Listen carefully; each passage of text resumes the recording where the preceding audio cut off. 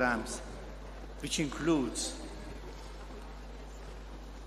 the Youth Peace Award.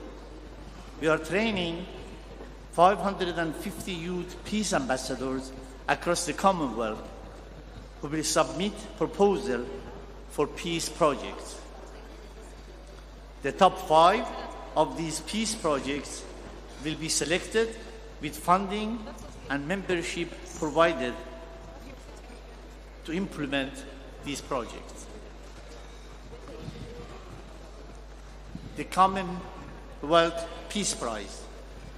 We announced last month that £50,000 will be awarded to the best implementers of peace building who are inspired by faith and who have made a profound, lasting, and measurable contribution to peace. The runners-up become Commonwealth Peace Fellow who will mentor the Youth Peace Fellows. Commonwealth Faith Festival. This is a year-long festival that promotes peace building through faith, and which includes the Youth Peace Award and the Commonwealth Peace Prize that I just mentioned.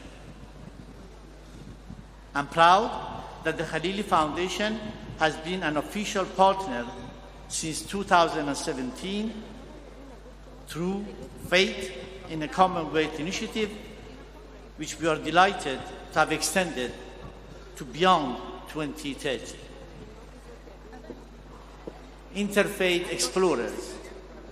We have developed one of the world's leading primary school interfaith curriculum using cutting-edge AI technology, and we look forward to working with many of the countries and young people in this room to help roll these out across the Commonwealth. Peace at the Crease. We are also using sport to promote peace building in communities that are prone conflict by using cricket, which is the most commonly loved and played sport across the Commonwealth countries.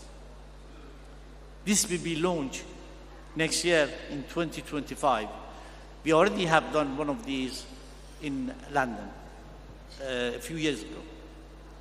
I want to take this opportunity to thank my dearest and cherished friend, Secretary General Baroness Patricia Scotland, whose vision for faith and youth resonates strongly with me, and that is why the Khalili Foundation started working with the Commonwealth. Thanks to the Secretary General, I look forward to my family foundation staying involved for many years to come. Many thanks and good luck for the rest of the sessions. Thank you.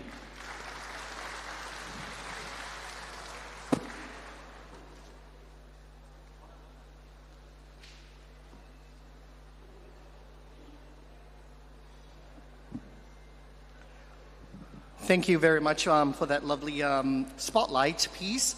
Next up is the Honourable Advisor to the Government of Bangladesh, and for Foreign Affairs, I call upon Honourable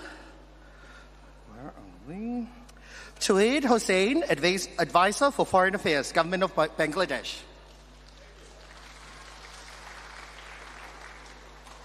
Thank you. Distinguished delegates, young leaders, ladies and gentlemen, a very good afternoon to you all. It's a great privilege for me to be here at the Commonwealth Youth Forum, addressing such a distinguished gathering of young leaders and change makers from across the world. I extend my warm greetings to all of you, representing the diverse and vibrant youth of our Commonwealth community. The theme of the forum, navigating our course and building resilience for a common future, could not be more pertinent as we collectively face an era of unprecedented challenges and opportunities. Distinguished delegates, Bangladesh recently witnessed a mass uprising spearheaded by students, joined by the common people in their quest for freedom, equality, and justice. In the struggle, we lost hundreds of young lives as they asked for a just society. They represent the hopes and aspirations of a brighter future for our nation. This year's theme, therefore, resonates so deeply with Bangladesh. The youth in Bangladesh have a voice, and they have made us hear it. In Bangladesh, the youth represent a dynamic and powerful force for progress and positive change. Their energy and creativity led the nation in a political change that forced the fall of a 16-year-long autocracy. The youth also played a role in forming the interim government led by the Nobel laureate, Dr. Muhammad Yunus. We hope that the vigor and determination of our youth will shape the country's future. The government of Bangladesh is committed to empowering its youth by investing in education, skills, and entrepreneurship, preparing them to take on leadership roles in building a more prosperous and sustainable nation. Distinguished delegates, in this era of constantly evolving global landscape, due to greater exposure to technology, the youth are often the first to feel the impact of changes. Climate change, economic disparities, conflicts, and public health emergencies are just a few of the pressing issues that transcend borders and affect us all. Yet, it is the youth who consistently demonstrate the resilience and do the innovation needed to turn these challenges into opportunities for positive changes. The Commonwealth Youth Forum provides an essential platform for young people to engage, voice their perspectives, and share solutions that align with our values of democracy, equality, and sustainability. Distinguished delegates, to build resilience, investing in youth is imperative. Access to quality education and digital technology, employment opportunities, and good work environment are essential for empowering the youth. Building a resilient future also means prioritizing peace, security, and social inclusion. The youth of the Commonwealth are key actors in preventing conflicts, promoting peace, and fostering understanding among communities. It is essential that their voices are integrated into decision-making process at all levels. In addition, the youth must have access to mental health support and right environment to freely express their ideas, creativity, and aspirations. It is our responsibility to eliminate the barriers that hold them back, such as discrimination, gender inequality, and social exclusion, so they can reach their full potential and contribute positively to their communities. As we navigate our course towards a common future, it is crucial that all stakeholders, including private sectors and civil society, collaborate with the youth of the Commonwealth. By investing in their potential and providing them with the opportunities and resources they need, we can build resilient societies where youth will not only thrive, but also shape the society. Let us ensure that the voices of our youth are not only heard, but also transformed into action. Together, we can build a world where every young person has the opportunity to grow, contribute, and lead the way towards a resilient, inclusive, and prosperous future. I thank you all.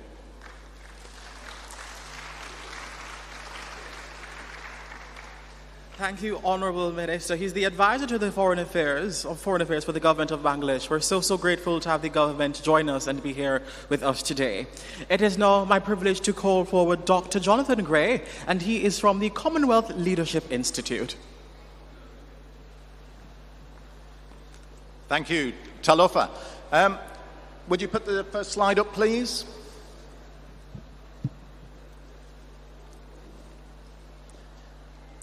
Distinguished young leaders and distinguished older leaders, thank you, and thank you first for allowing me to speak. I am so grateful to all of you and the people of Samoa for your warmth and generosity and the fantastic welcome.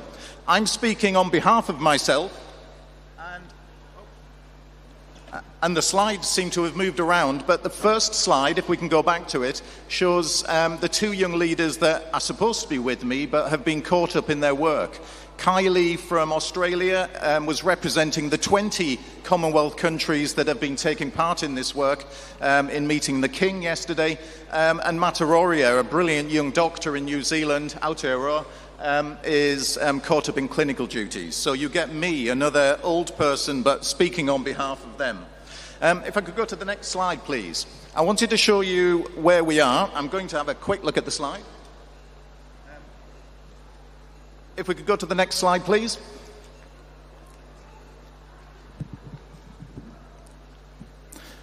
Thanks. Just wanted to remind you where we are. Samoa, fantastic place, and Wales, where I come from, is just over there on the left, a long way away. Now, I know in this audience I've got to be careful, but if anyone wants to say what comes to mind when you think of Wales, Tom Jones, Gareth Bale, no, next slide please. Welsh rugby, we're very proud, but we've been humbled a few times, haven't we? Next slide please. Next, there you are. 1999, 2011, 2012, ingrained in our memories. Thank you for humbling us and reminding us. I also wanted to give a shout out. I was a real fan yesterday because I was lucky enough to find a brilliant Samoan rugby player in this audience, Roger Warren. A big shout out to Roger in the audience. I was lucky enough to see him play for my home club in Cardiff many years ago. Not that many years ago, Roger. Okay, next slide, please. This is the serious stuff. The world is burning, and who runs towards the fire? Young people are the ones who run towards the fire. And that's why I'm here, as I've retired, and trying to do something to help. Next slide. I led the COVID response in Wales, and one of the big things we had to do, we needed 2,000 beds in 6 weeks. All of the people my age who'd been to fancy training, I'd been to Harvard, you had medical leadership, you had nursing leadership in silos. Actually, nobody turned up. The people who turned up were tens of thousands of young people. And the military who were stood on my shoulder kept reminding me, Jonathan, this is rubbish. You have not engaged your young people. You have not taught doctors how to talk to nurses, how to talk to social workers, local government, teachers, farmers. What are you going to do about it? So we scraped through. Next slide, please. We scraped through the COVID incident. Next slide, guys. Thank you. And we started bringing together young people. People said they would never come, that it would be too busy. We had 800 applicants for every one of our programs. We put them through escape rooms. We took them to military bases and we got them to learn to trust each other. Young nurses working with social workers, working with teachers. It worked. We have 120 of these young leaders in cohorts across my small country.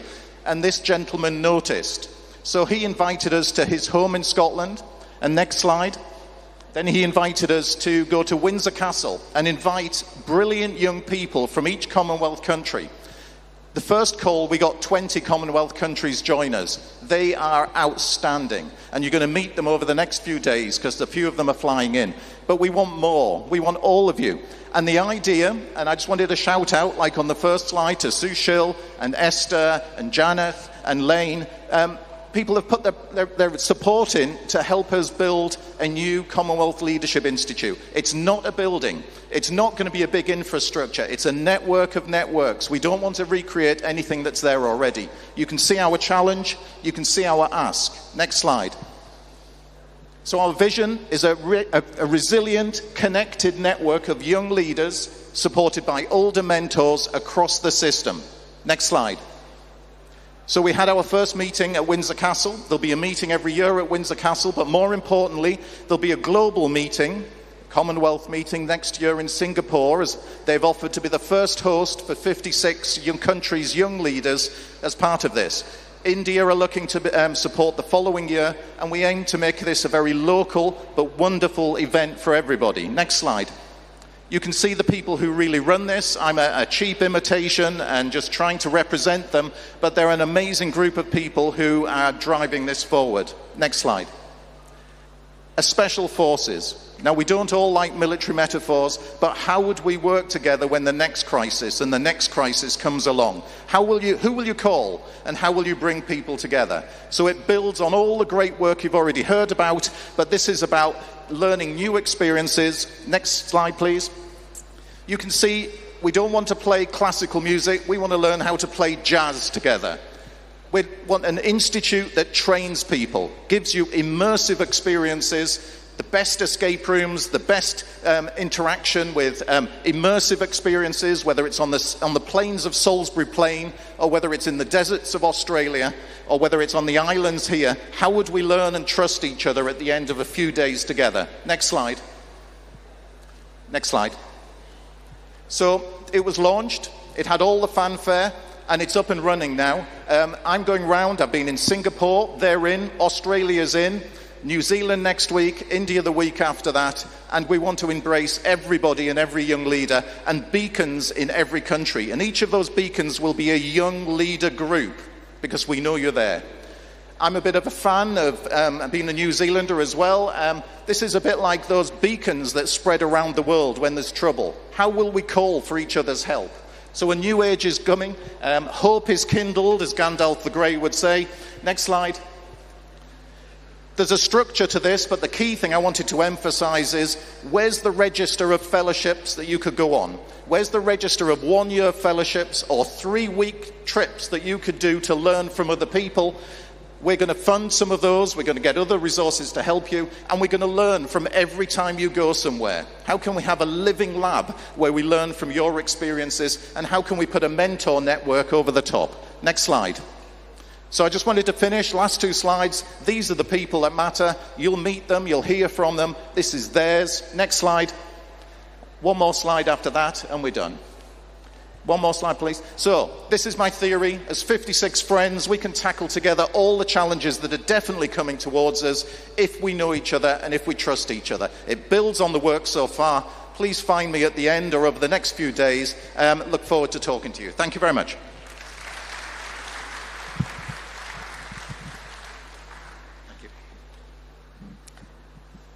Thank you very much, Jonathan, and Commonwealth Leadership Institute for that lovely presentation and the work that you are doing across the Commonwealth.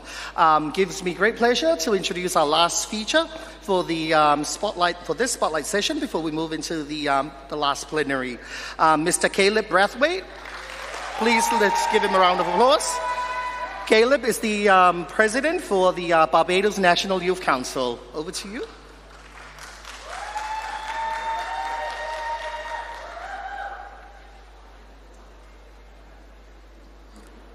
Thank you, everyone. So I was only given 2 minutes, so I'm going to try to be able to say everything come here to say in 2 minutes. So we're going to start it off.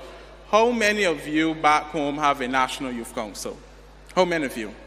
I want to see some hands, some hands, some hands. Okay, how is this National Youth Council funded? Is it funded by government, or is it funded by private sector? Does it get any funding at all? Or do you do your own funding? Government? Okay. So private sector doesn't help in any way at all? No? Okay. How many of you has a National Youth Parliament? National Youth Parliament. And does your National Youth Parliament actively contribute to policy, legislation? Yes? Oh, care to share? You can on the mic.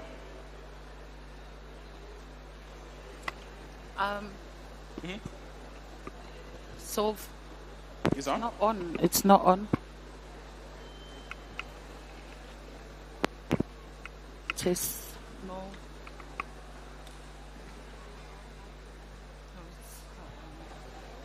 Thank you. For Kingdom of Tonga's National Youth Parliament, how it actually works is that we go through the process like how our MPs actually apply to become members of Parliament. And then from there, we look at issues specifically for youth. And then we have the outcome statement from the Tonga Youth Parliament, Tonga National Youth Parliament. And then from there, our leaders actually create policies regarding it. Just an update, we just launched the official consultation for Tonga Youth Justice Bill 2024. Yeah, that's one example. And that's awesome. But many countries being represented here do not have that. There's not a structure in place for National Youth Parliament to actively contribute to policy and legislation. And being quite frankly, this forum, I know that was said in corners, should actually be a forum where that you come and make decisions. Young people can solve the greatest challenges we face, but oftentimes you're never given that opportunity. And being quite frankly, this forum represents that, and I have to be real. Why am I saying that?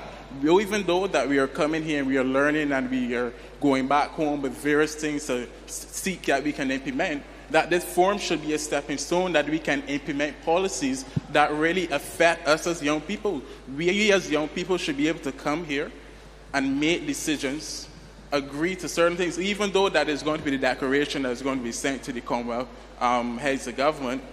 There are certain things that we can agree to actively commit. Memorandums and understandings with like Togo's National Youth Parliament, with other National Youth Parliament Association. Now, how many of you have a National Student Council actively representing student interests? How many of you? One. Not enough hands. So what I'm here to tell you about is the 3 pillars of youth development. Whereas you have an actively and functioning National Youth Council, you have an actively and functioning, excellent youth there in Tonga, an actively and functioning National Student Council. Because when you have these 3 pillars of youth development, you are able to cover the whole entire landscape of a young person.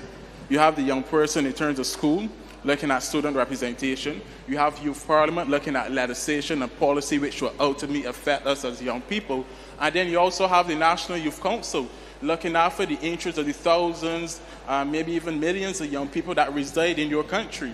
The 3 pillars of youth development essentially will look to cover these, every single facet of a young person's journey and ensure that they can be representative and that what they're saying is heard and that we as young people have the opportunity to solve our challenges. All we need is resources. And then lastly, National Youth Councils needs to be legislated. There needs to be a legislative framework to guide our operations and guide the 3 R's, the roles, the responsibilities, and the resources allocated to the National Youth Council. And thank you.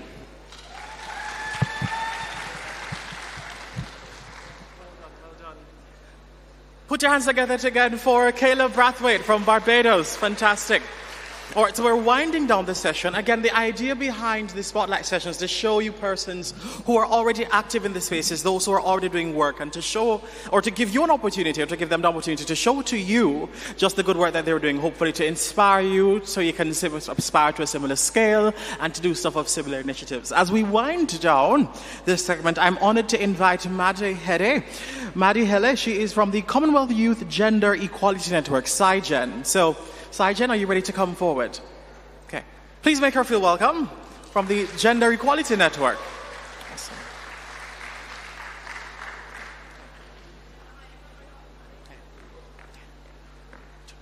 Yeah. Hi, everyone. My name is Madeline, and if you can't tell from the accent, I am Australian. And I'm here representing the Commonwealth Youth Gender Equity Network, CYGEN. CYGEN is made up of over 230 members across 40 Commonwealth countries and across 5 different regions, and we're supported by the Royal Commonwealth Society through their role as the Network Secretariat. The network was formed in 2015 in Malta following the 2015 CHOGM. It came as a result of discussion about the gap between young people and equitable gender representation, and leading discussion and action in CYGEN is the gender agenda, which focuses on 5 key areas, these being gender and governance, child, early and forced marriage, sexual and reproductive health and rights, youth transitions, sexual orientation, gender identity, gender expression, and sex characteristics. CYGEN's projects include the CYGEN Knowledge Hub, which is a digital platform for members to submit their reports, insights, and work within the youth and gender advocacy sector, and other members to stimulate collaboration and global engagement with other CYGEN members. CYGEN also enables its members to engage in various forms, including roundtable discussions with Her Royal Highness the Duchess of Edinburgh in a commemoration for International Women's Day, the Commonwealth Youth Ministerial Meeting, and contributions to the UN Commission for the Status of Women. Evidently, too, the network can also take you to things like CHOGM. CYGEN is committed to having representation from all Commonwealth countries, particularly young gender advocates from the Pacific and Caribbean regions. So if you are from those areas, please do not hesitate to contact CYGEN at royalcwsociety.org and inquire about becoming a member. So thanks.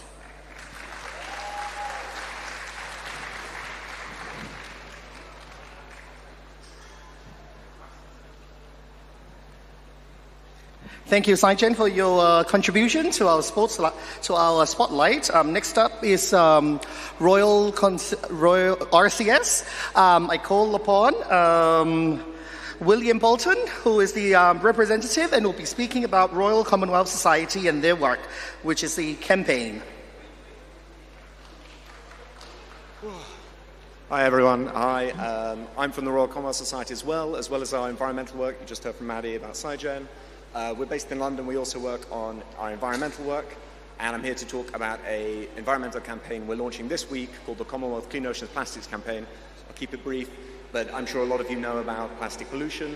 According to the Commonwealth Blue Charter, 12.2 million tonnes of plastic are put into the ocean every year, and by 2050 there'll be more plastic in the ocean than fish. I'm sure all of this is new to you, but we're trying to launch a new environmental campaign that aims to take 1 million pieces of plastic out of the ocean by 2026. We're going to involve young people and athletes in every Commonwealth country through a combination of education and local action. It's going to have two halves. The education component will be materials, info, toolkits, webinars with young people and experts to help educate about the issue, behaviours you can change, and we'd love it if you could read and share.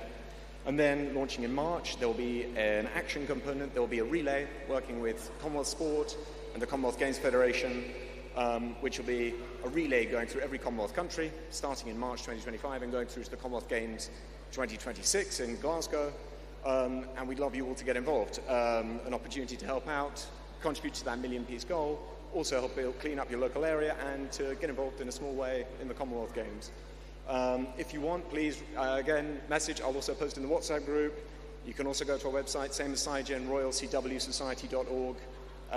Come find me, I'll be about all week. But we're looking for people who want to get involved in pickups, but also to build a network. We know there's organizations already doing this. There's lots of people I've talked to who are brilliant and doing great work. So it's about giving them a platform and connecting them with each other. I've talked with Marina Keel, Samoa Recycling Waste Management Association here. She's great. So we want to connect young people who have ideas. If you've got a new idea for collecting plastic, if you've got a use for plastic after it's recycled, if you've got an alternative to plastic made of seaweed or an environmental thing, it's about sharing these ideas and building a network that we really want to get moving. So I think that's it, basically. The only other thing I'd like to say is that we're launching it this week. I'm going to be running a plastic pickup campaign. If any delegates want to get involved, Thursday, again, I'll be posting it in the group. There'll be a sign-up. Please come join me. It's a local beach. It should be just down the road. I'll be there. I hope to see you all there, too. Thank you. All right, many thanks to the Royal Commonwealth Society for their event. I'm not sure if they have a graphic that we'd be happy to share and circulate in the correspondences that we have to share in the WhatsApp groups, etc. So please circulate and we'll be happy to assist you in that endeavor. So as we have come to the end of the spotlight sessions, we're now ready to proceed to our fifth and final plenary. Can anyone tell me what the plenary is about? What is the fifth and final plenary about? Does anybody know?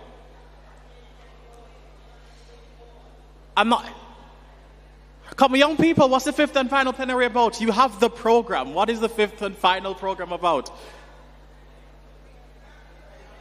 Mapping the way forward. Thank you. And as we look forward to look out for the fifth and final session, we're going to look about how we can secure the future of our young people. What does the future of young people look like? When we endeavor to prognosticate what the futures of young people will be across Africa, across Asia, across the Caribbean, what do we see?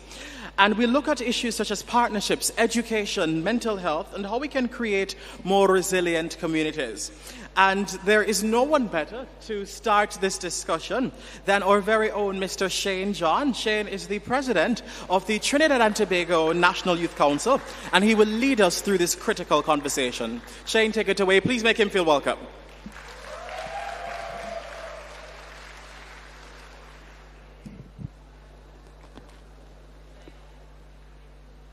Thank you, Naji. Talofa. Talofa. Good afternoon, everyone. Everyone hearing me well? Everyone hearing me well? So on your screen now, we are going to project a Mentimeter. Anyone knows what Mentimeter is? So you're going to scan the barcode, and I want to hear from you what is needed to build a resilient future. So scan the barcode and let's start the conversation, because it's time for us to be part of the conversation.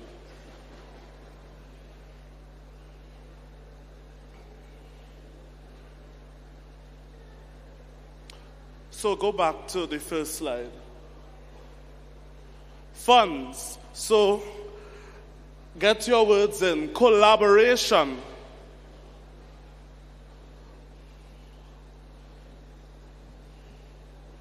Support.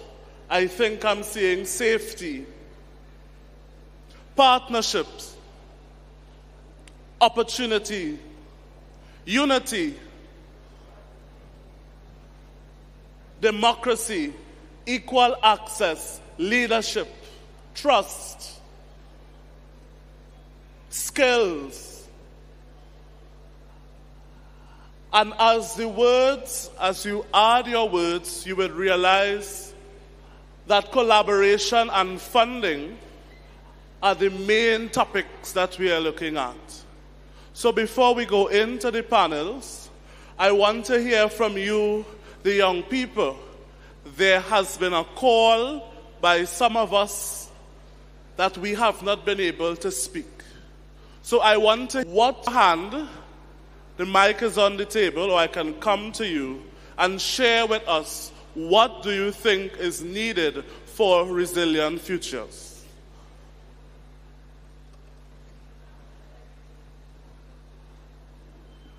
Thank you very much, Chair. I think it's as basic as we need brave young people to build a resilient future. We constantly speak about the absence of young people in leadership spaces.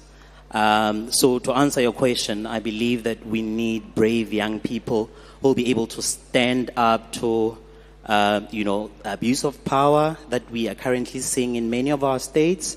But over and above that, I think we need to support each other. We need to lobby for one another so that we find expression in these spaces. We need to move beyond just focusing on the fact that we need to build intergenerational leadership. I am from South Africa. So he spoke about inclusion, ensuring that all of us feel welcome. Any other hands?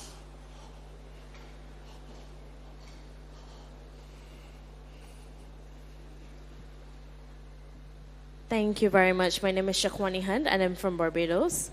I think that we definitely need to invite young people into the room where the ideas are created and passed. We also need to put money behind the projects. A lot of the time we're asked to go to consultations. After consultations, we're asked to come to forums. We pitch ideas, we submit proposals, and then no action, no money, no faith in the project we have submitted, even though it is actionable and creditable, you don't put any support behind us. So if you really want to make change, you need to include more access to funds to get the projects off the ground. And I don't mean the beginning money, I mean the actual money. So we heard from Africa and we heard from the Caribbean. We are in the Pacific.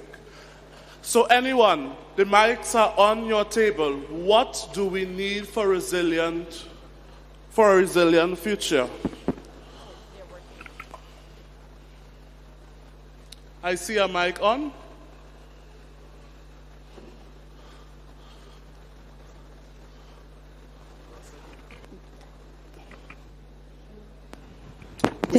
Testing. Okay, it's working. I think what has already been alluded by the former speakers is really relevant.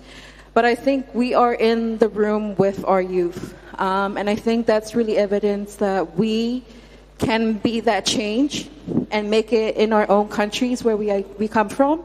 So while we talk about all of these building a resilient future, I think the key thing is we can create it within ourselves, back in our spaces, back at home, or we can encourage the younger generations and the youth to become the voice of that change. And where are you from? I'm sorry, I'm from Samoa. Thank you very much. Give her a round of applause. What about mental health? Young people, we are facing many challenges. Mental health. What about advocacy for equality, human rights? So I want to hear from you. Anyone from Europe would like to share? Sure.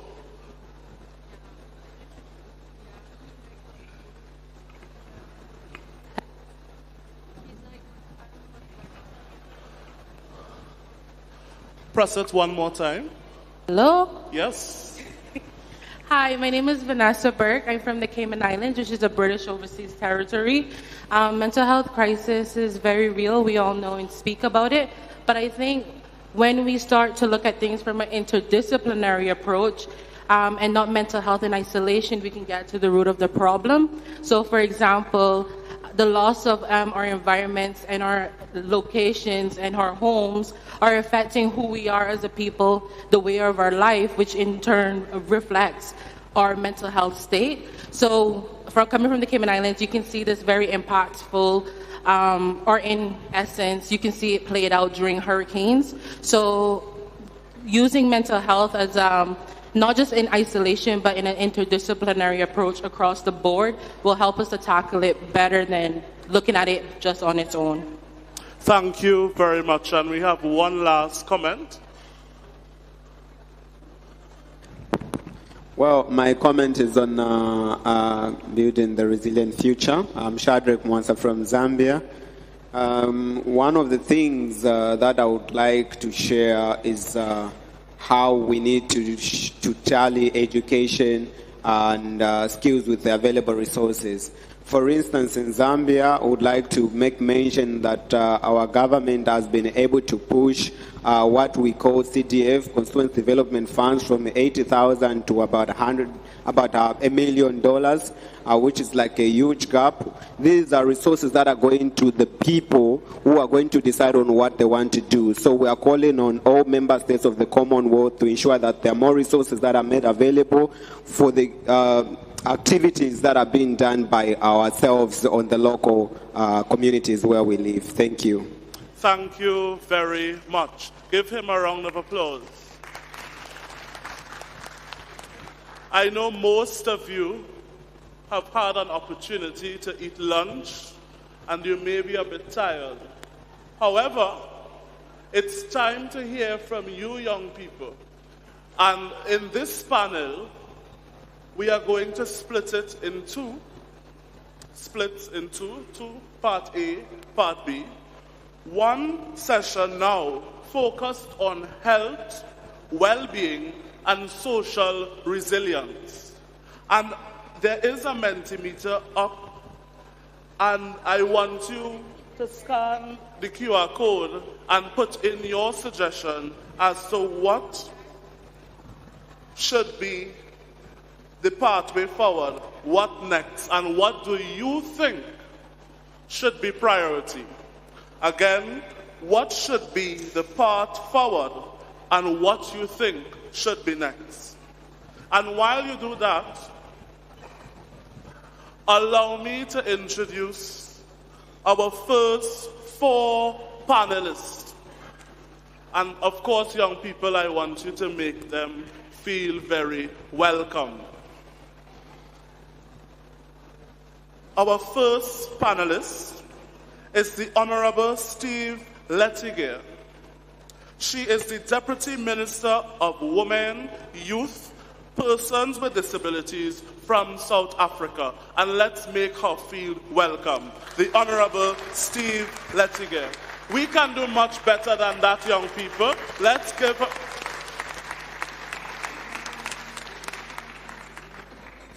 Our next panelist, Dr. Kim Ava Dickerson.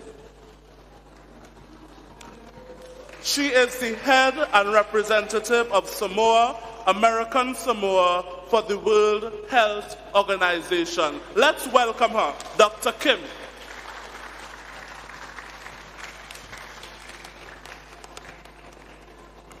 Our third panelist is Mr. Jonathan Veach, UNICEF Pacific representative. Let's make him feel welcome.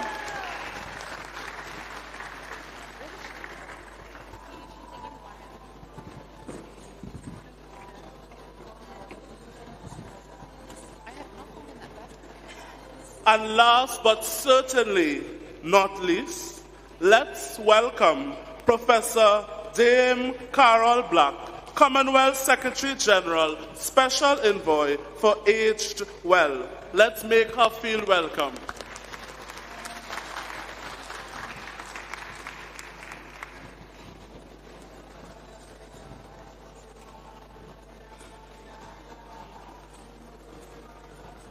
So on your screens, I saw that young people believe that the first priority is ensuring that we have established partnerships.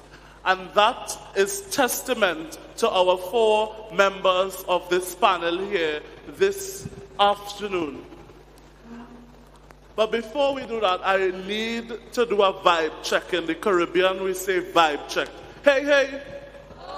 Hey, hey. We have much more persons than that in the room. Hey, hey. Hey, hey. Very good. So let's jump right into it. And I want to start with you, Professor. And of course, we're going to discuss pertinent topics, mental health. So, Professor, what have you been doing to tackle mental health? And what do you suggest all these young people do to raise awareness on mental health within their various communities?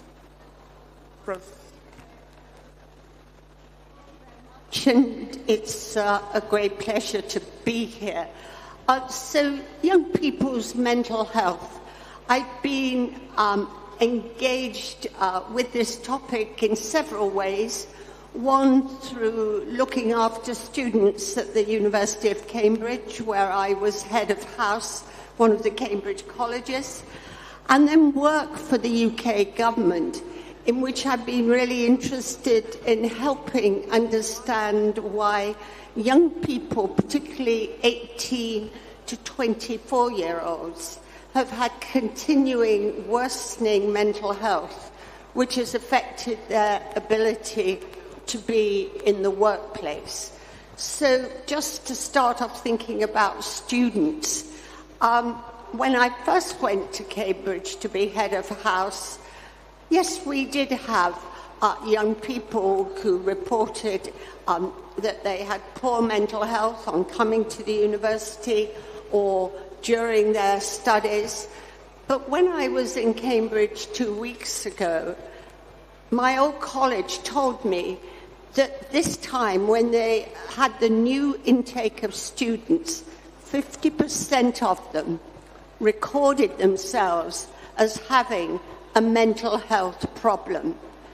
Now, that is a huge number. It's a big change in what has happened. And you have to ask yourself, why? And what should we be doing about it? If you look then at people, young people who may be going into the workplace, either straight from school, through an apprenticeship, or after university, it doesn't matter where you look. Again, we have seen this increase in mental health issues, and many more people not even able to go into the workplace, but going directly into our welfare system. So we have no doubt that we can record that problem. And then if you say, well, what is the cause of it? I think if we're frank, we don't know. Is it that we're more comfortable reporting mental health issues? We used to not to talk about mental health. It's very good that we do talk about it. Yes. Is it social media, etc.? Yes. And then what should we do about it? And I would say, I'm sure we'll discuss this, there's much to do in the educational system and much for civil society, etc. to do. But I know that it's happening. There must be many reasons. And we really have to think, how do we intervene as early as possible to help young people have a much more fulfilled life? Thank you very much, Professor. And I want to jump to you now, Mr. Jonathan. You know, Professor spoke about what should we be doing and what should we do next. I know UNICEF has been doing a lot of work. So, Mr. Jonathan, can you share with us what can young people do to tackle mental health, as well as share with us what UNICEF has been doing to address mental health? Thank you, Shane. And first of all, I want to recognize all the young people in the room, but also all the youth ministers who stayed throughout. So thank you very much for being part of this, and the Commonwealth Secretariat for organizing this great event over the last couple of days. As has been discussed already, mental ill health is the leading cause of disability in young people. And yet, government expenditure on mental health is extremely low. It represents only 2% of the health budget, which already is less than 10% in most countries. So it's minuscule, and it's not addressing the problem. When we ask young people in the Pacific what their greatest emotional and behavioral challenge is, some of them paint a very bleak picture. They speak of unsupportive family structures and teachers, excessive pressure to succeed in school, financial hardships, the threat of violence and bullying, including cyberbullying, and a lack of mental health services and mental health stigma. There are also very entrenched gender norms in the Pacific. In Fiji, for example, we talked to young boys who told us they must battle their own mental illness and never cry as part of their cultural and community expectations and beliefs. Recently, WHO and UNICEF published Mental Health of Children and Young People, a service guidance to support the transformation of mental health services for children and adolescents.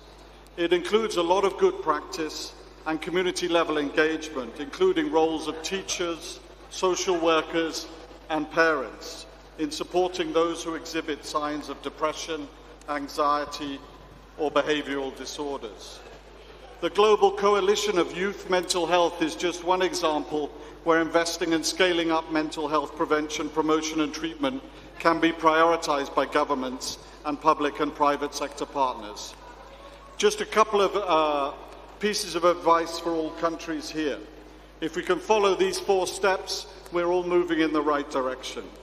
First of all, we need to improve legal and regulatory frameworks and increase public and private investment. This agenda is not the responsibility of the Ministry of Health alone and requires multi-sectoral engagement through a qualified workforce and a partnership with civil society, communities, and of course young people themselves.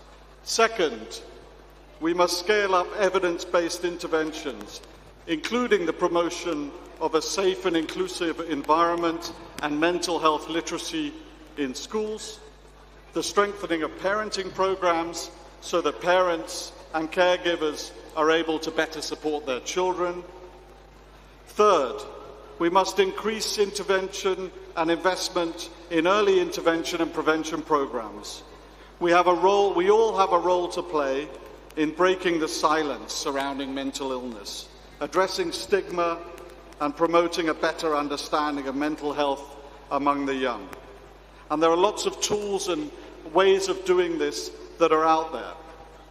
Finally, we need to ensure direct and meaningful participation of young people in all our work to improve mental health and ensure a rights-based approach is enshrined in policies and plans, including legal provisions to promote deinstitutionalization, access to quality services at community level, laws that address stigma and discrimination, and provide concrete measures to eliminate coercion in mental health services. Thank you very much, Mr. Veitch. Give him a round of applause. And he spoke directly to 4 pillars: partnerships, direct action, early intervention, and evidence-based promotion. And of course, he focused on gender inclusivity. And I think it orders well to bring in you, Honorable Minister. And in the back, we were discussing it. I shared with Minister that I was blown away by the work that she has been doing and advocate. And for us as young people, we are sometimes considered advocates. So to tie the conversation in from Mr. Jonathan, Minister, tell us, how can youth drive action to build inclusive communities? And more so, what are the tools that you have used to advocate within your space and within your country back home in South Africa? Thank you so much, moderator. Good afternoon, everyone. I don't think we are awake. Good afternoon, everyone. Excellent. No, I want to really appreciate this session, but also to commend the government of Samoa for hosting us. The hospitality of Samoan people, it's excellent. And now that we're focusing on well-being of young people, it's quite important that the youth of today defines its own generational mission. It's quite important to understand your own costs, your own priorities, because you have the solutions to those problems. You know, for the longest time myself, I've been an advocate, a human rights advocate in the social justice movement, but also as a young person. It's quite important that we focus on how we build our own resilience by education. And I think on what Prof has said, the important thing is evidence-based, because that helps us to design interventions that are needed. If at all it's about challenging a policy, you have to understand that policy. You have to understand its history, but also where we want to be taking it.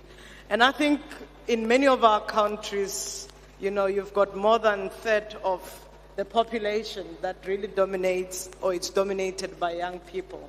And young people are smart people.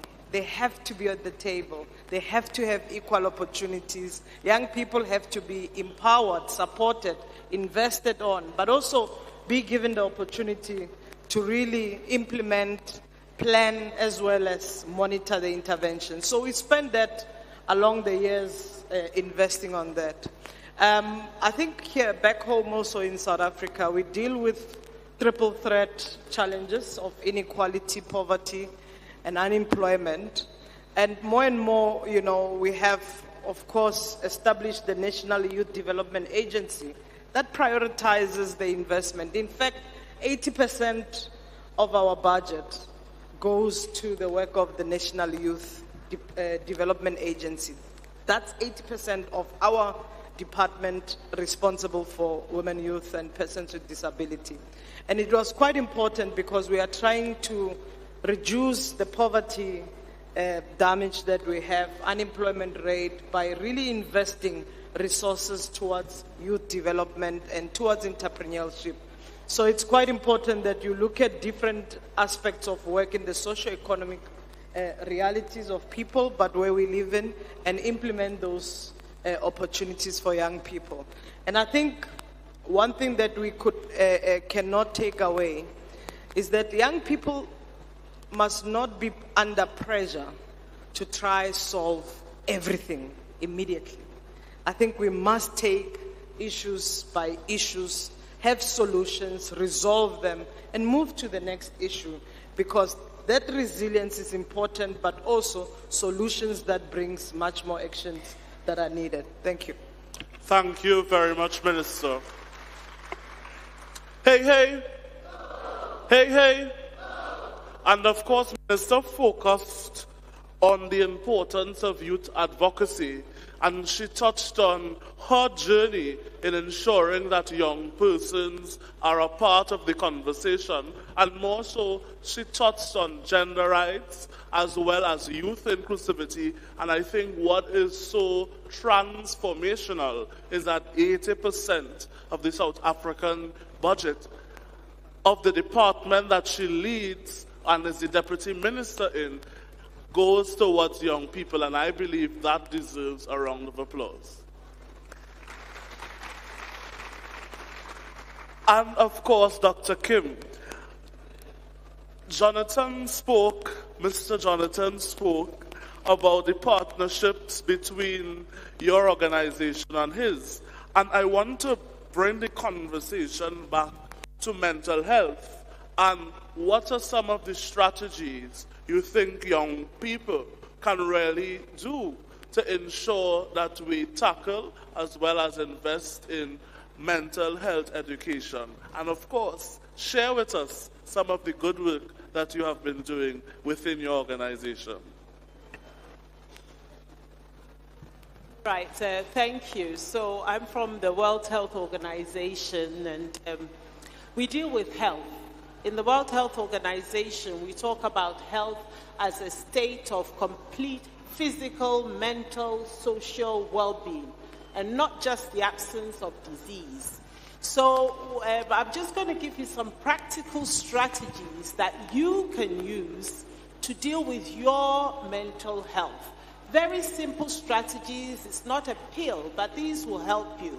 So there's some physical things such as getting enough sleep, exercising regularly, eating well, managing your stress, keeping your alcohol use in check, and tobacco use, please. With WHO, we believe that tobacco is not good for your health. And in fact, nowadays we are even saying no level of alcohol is good for your health. But I suppose a little bit for your heart is okay. And then another important thing is, please practice safer sex. If you can do these practical things, it's not just your physical health that will be affected, but it also helps your mental health. And there are also certain habits that you need to form, because if you form these habits in childhood or adolescence, it helps you as you become a youth. Getting connected, really important, and not just by social media, but building strong, healthy relationships between loved ones and friends. So getting connected is not getting on the phone, but it's building real and proper relationships. For young people, I think it's important to say, learn from the past and learn from your elders. Learn from your elders, not just what we say, but from the mistakes that we have made can help you. Very important, take care of yourself. You have to take care of your physical self, your emotional self, and your mental self.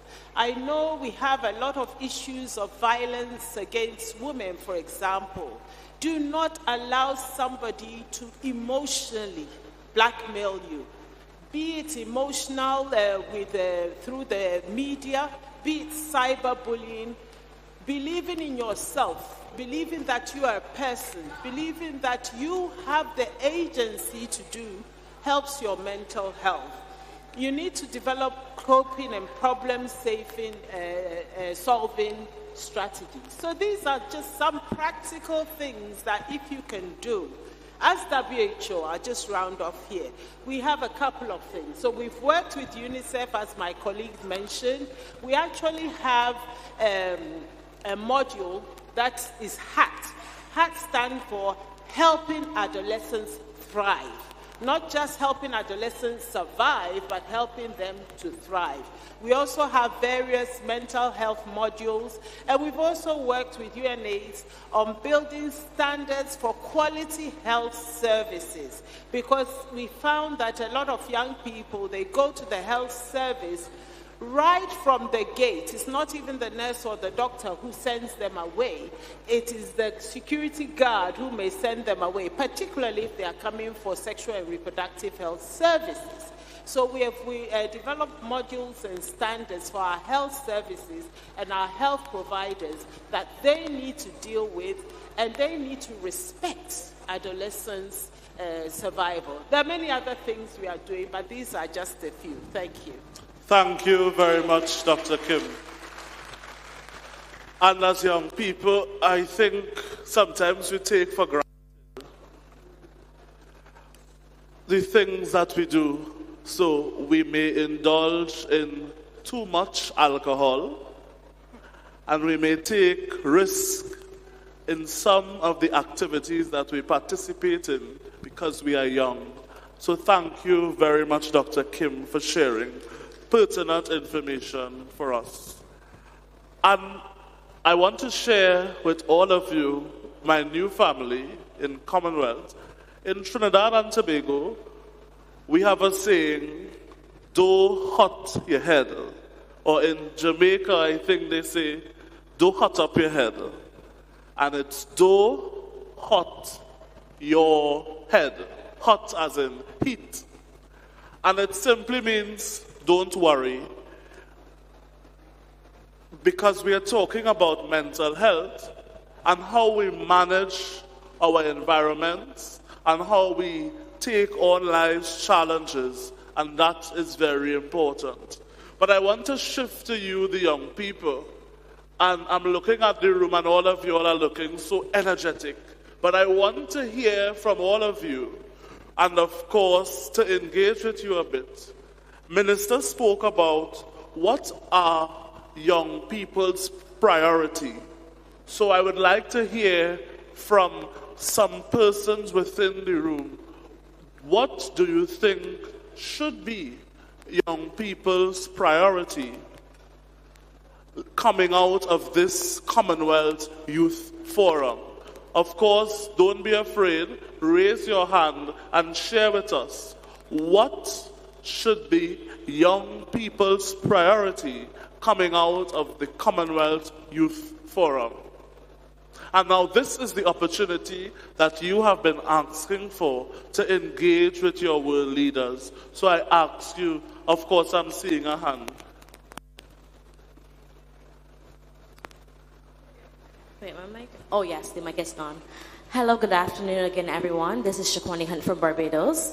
I think one of the things that we need to take from this forum is, instead of trying to survive, we should get our young people creating a plan on how to strive in the industries that they're currently in. Because a lot of the plans are just survival, living day to day, getting minimum wage, but more setting up a system where they can plan for the future, plan for future trips, plan for future families. We can't do any of that based on a survival plan. And I think that is one of the main things we need to bring from this forum. Thank you very much. Anyone else? I see a hand. Mine segues into a bit of a question for the panelists. Thank you. I think it's really important that we take away the idea that, obviously, we've been talking a little bit about mental health, and we take away kind of ideas and inspirations for how to lower the mental health issues in our nations. And that leads me to my question. So Australia is currently looking at a ban on social media for children under a certain Could you age. speak in the mic, please? In the mic, sorry.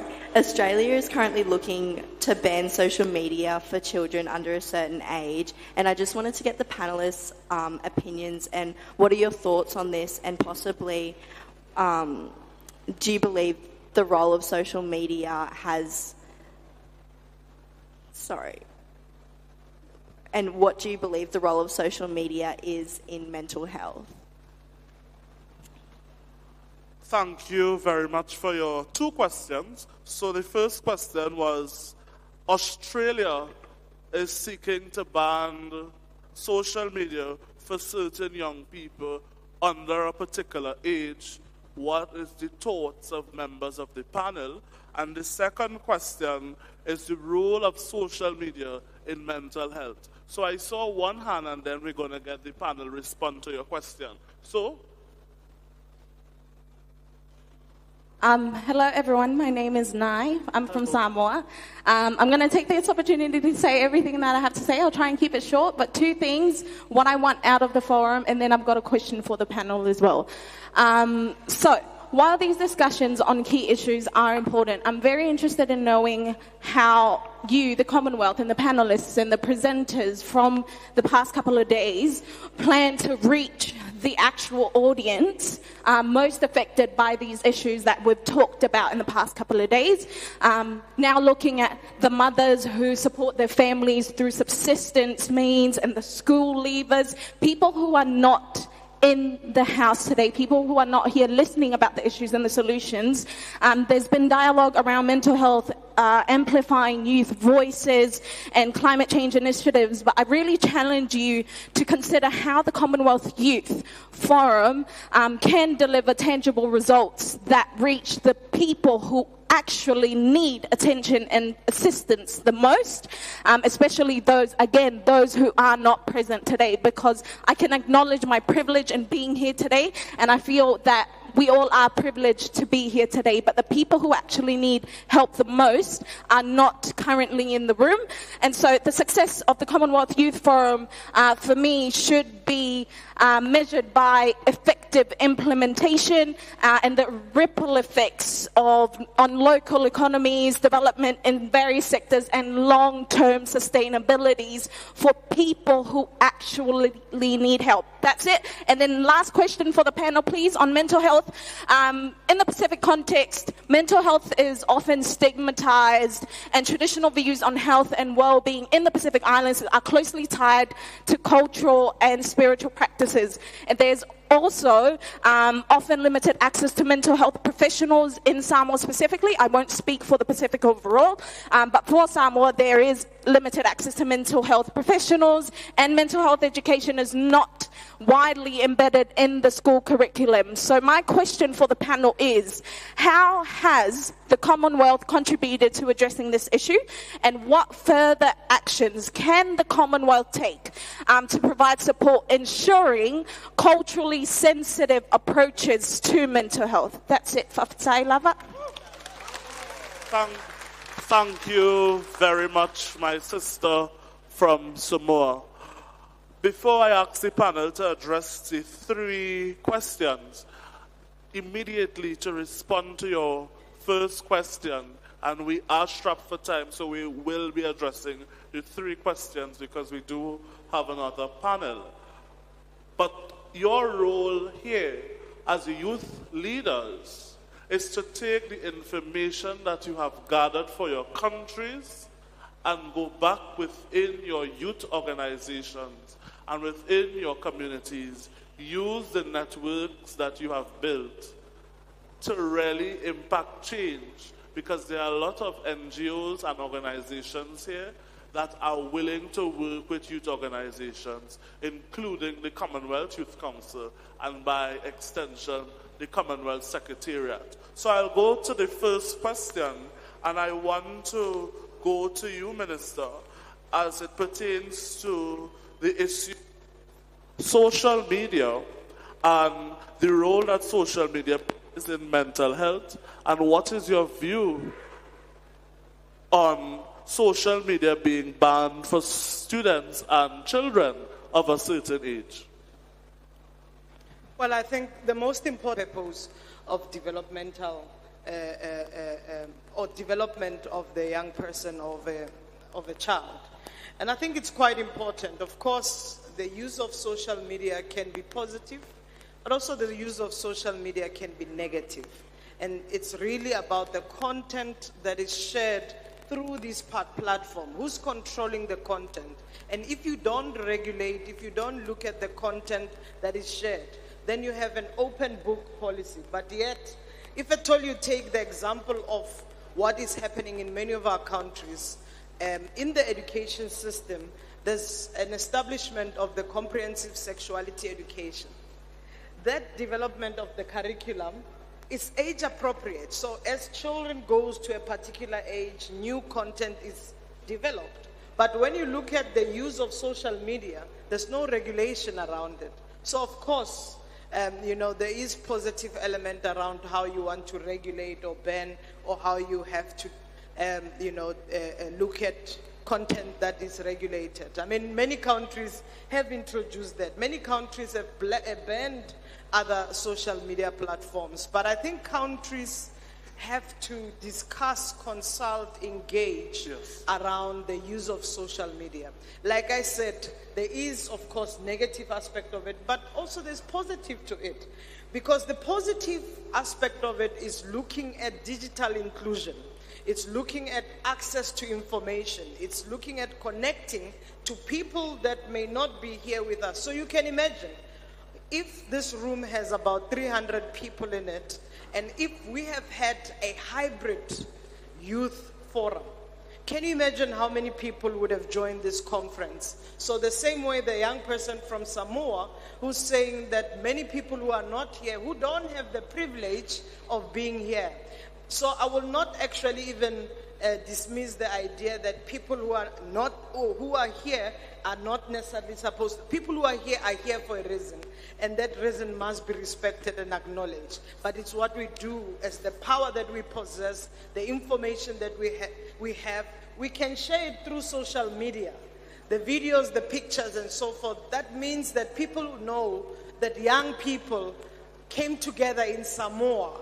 For the first time, many who are coming into this corner of Pacific Island, many who have not been here, came to Samoa to connect with other young people, with ministers of youth, about how do we better the states of Commonwealth. So we have that opportunity, and digital inclusion and technology advancement helps us.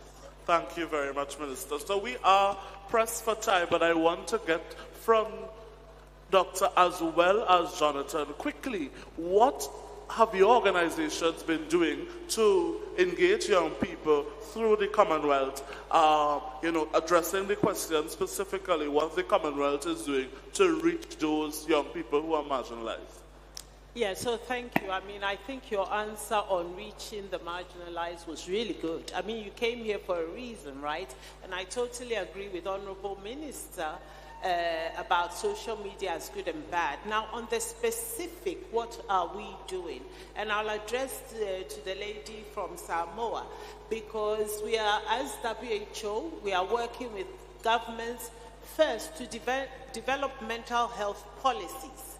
So we've started the process in Samoa, Cook Islands, and a number of the other Pacific states. But it's not only in the Pacific, it's a global movement.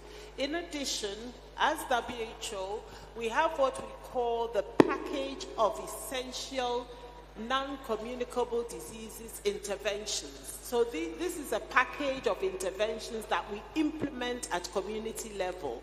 What we've done in Samoa and also in several other countries, we don't only focus on NCDs. Now we always say NCDs and mental health.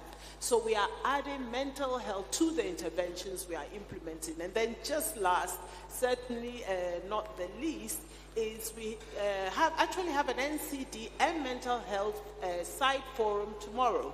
So we are raising awareness through such fora. Thank you very much. Thank you very much. Jonathan. Yeah, I think as Kim said, I think we need to get back to basics. Yes. And one of the problems in the Pacific in particular is that governments spend a huge proportion of their health budget on the disease itself, on the response to NCDs. The UN in its work and also our partners, SPC and others, we take an equity-based approach. So we do try in our work always look at the last child first, the most remote, the most marginalized, and that's absolutely essential in all of our work. Thank you very much. And Professor, to wrap up this segment, mental health, very quickly, what do you think needs to be done?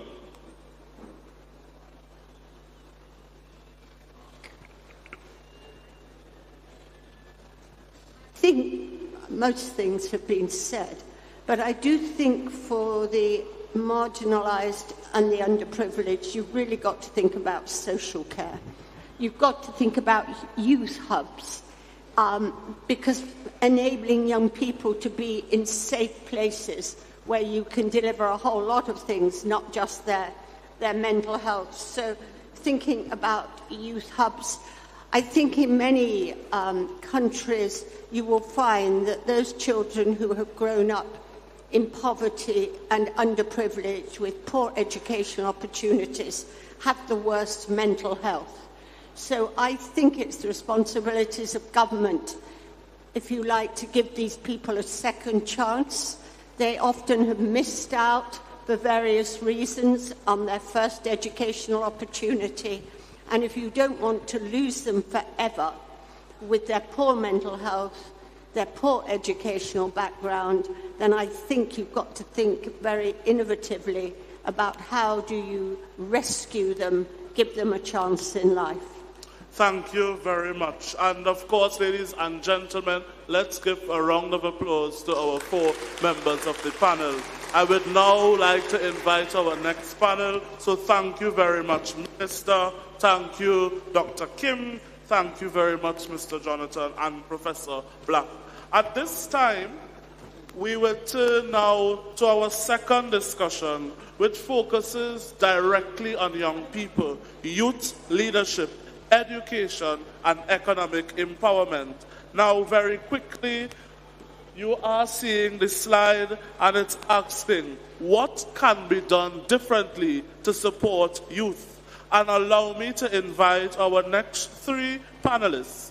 Mike McCabe, Regional Director of existing institution, but they were targeted with the objective of bringing people who were almost marginalised, who could not get into the job market, teaching them some skills and then encouraging them to either volunteer or get a job within the games itself.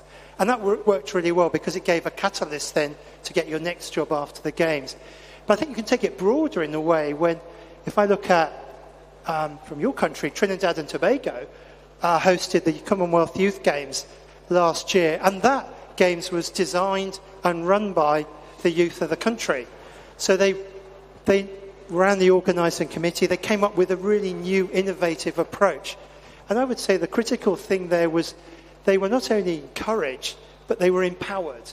And that makes a real difference to what you see out there in the world, where you can challenge.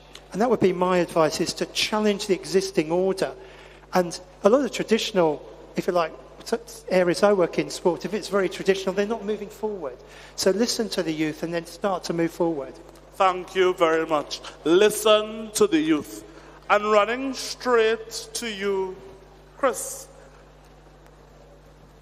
Mike, I want to ask you, the young people have identified the biggest barrier for youth leadership is limited access to opportunity. Tell us, what do you think about our collective action versus youth activity, and how can young people be more engaged so that they don't feel that sense of having limited action to opportunities? Thank you, Shane. It's a great question. But before I do that, could I have everyone tell me, when was the last time you stood in front of a firing squad? Think about us right now with all of you. You've been seated for almost 2 hours. I'm going to do something really quick to take 30 seconds of my answer to get your energy back up. Please stand up. Close your eyes. Open your eyes. Turn around once. All right, you could have a seat. I'm going to stay standing because I've been seated all day, but you have not been standing in a while, so I just want to get your blood going. I'm going to stay standing. At least I get to go home to my 3 20-year-old children today, and when they say, "What did you talk about?" I could say, "I don't know," but at least I lifted them up, opened their eyes, and turned them around. I want to say to your question, talent is equally distributed all across the Commonwealth, rural communities, urban communities, all across the world, but opportunity is not. You who are in the room, as someone said before, you are privileged. And with great privilege and opportunity comes great responsibility to take your networking, what comes out of these small sessions, the nuggets that you might draw from this home. But with great opportunity comes great responsibility. And so to get that talent shared, yesterday, some of you might have seen the Blue Pacific Youth Initiative Youth. That was their first time any of them had come to a conference. I know a lot of you have been to a lot of these conferences, and you know day 2 in the afternoon is a horrible time to be on a panel. But people, each of you have found your way to stand up, to find a way to share that talent or to find that opportunity. That's our goal. For 2 years, side by side in communities, learning to make their meals, to dance their dances, learn languages, and work side by side on local development. We're in 30 of the Commonwealth countries. We'd love to work with any of your organizations to have our volunteers work side by side with you. But what's really important about that is how we learn to speak the other languages of our partnership. So if you want to work with a foundation like the Bellini Foundation, or you want to work to partner with USAID or UK government or anyone else, what have you done as a youth leader and your organization to learn the priorities of them? And what have you helped them understand the language of young people? I will tell you, I've been around so many youth conferences, and we waste so much time talking about we need a seat at the table. We're not the generation of leaders for tomorrow, we're of today. Take all of that, save that breath, put in, my name is X, I'm from Tonga, and I was just doing work on community diagnostics to help communities that were impacted by tsunamis 2 years ago to replant the type of crops we need. I'm working on coral restoration. You want to create a partnership with USAID? You want to create a partnership with the Bellini Foundation? You want to create a partnership with anyone? Tell your story, make it relevant, learn each other's language. Thank you. Thank you very much. Tell your story, make it relevant. And very quickly, to you, Ms. Romano Sina, I want to ask you, from based on your background,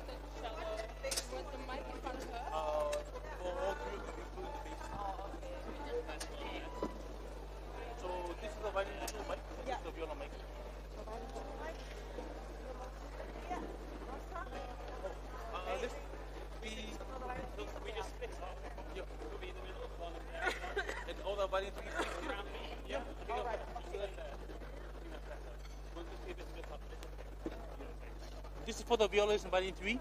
I'll give this one to the double bass.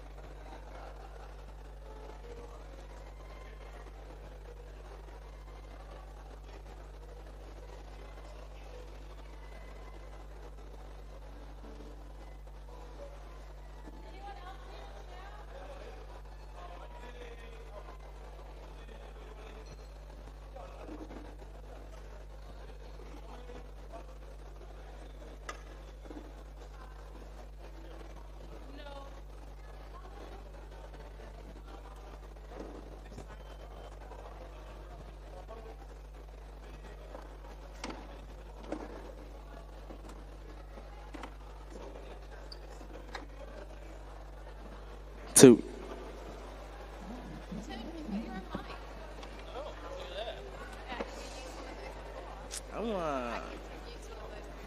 One of these.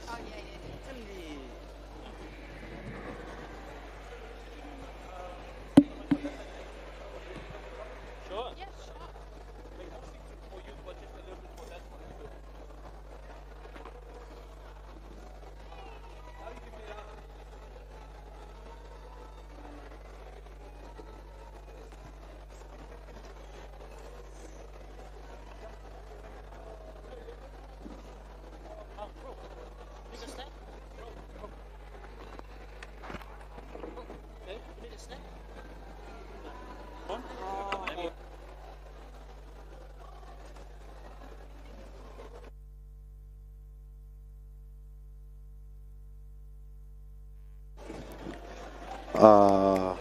Bruno.